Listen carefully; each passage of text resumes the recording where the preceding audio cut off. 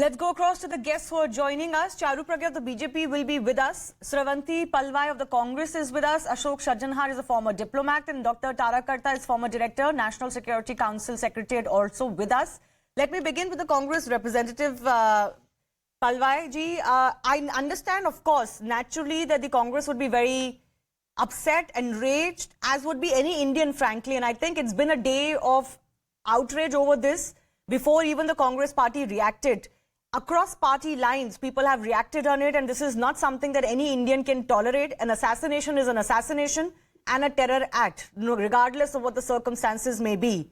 But, you know, one of the questions that comes to mind is the Congress party also not guilty of emboldening or shielding or ignoring such elements and their growing emboldened, the growing bravado even in India? The Congress has always stood very strong against extremism and terrorism.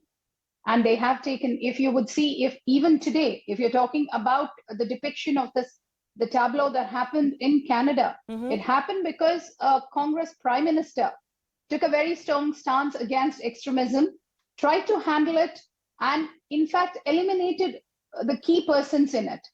So if you're looking at it, the Congress has always stood against terrorism. They have fought it. They have always they have always put up a very strong and ironclad hand to suppress any kind of extremism or terrorism.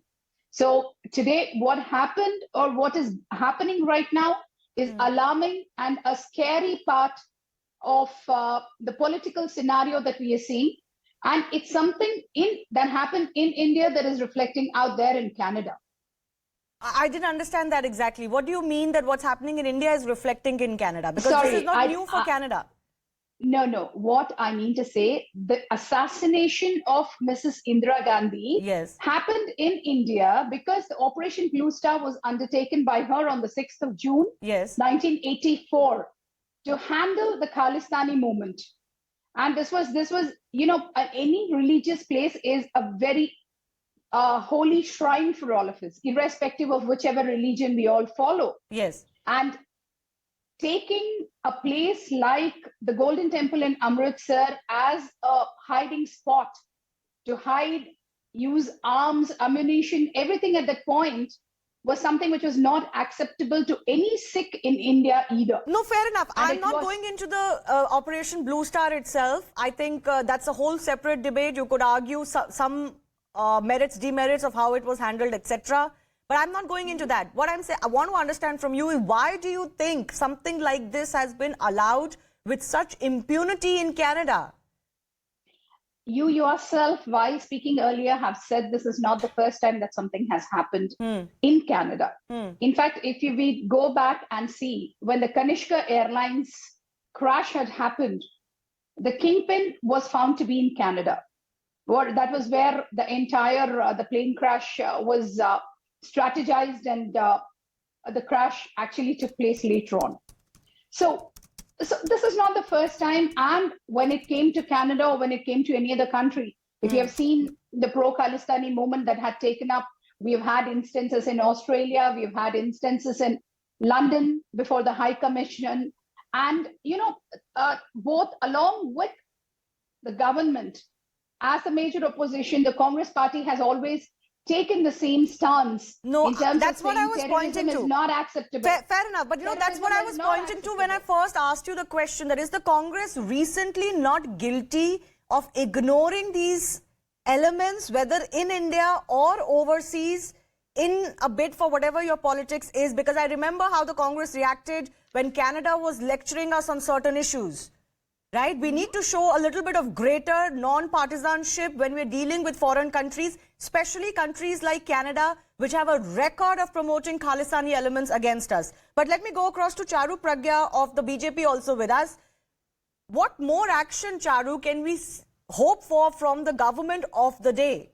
Yes, the External Affairs Minister has reacted. We've seen some statements being made, for example, by the Canadian High Commissioner to India. But we need more. This is a former Prime Minister of India who was assassinated, and glorification of this act cannot be permitted, even outside of India.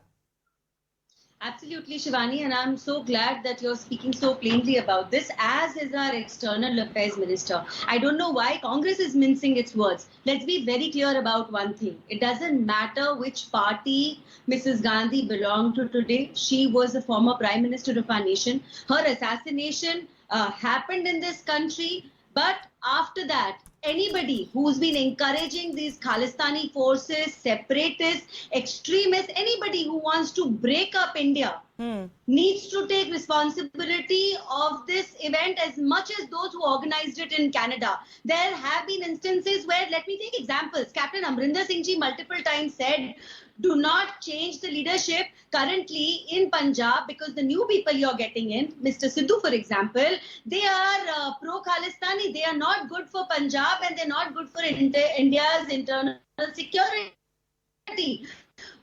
What did Congress talked about Congress's links to separatists, to Khalistanis? Have they taken heed of this?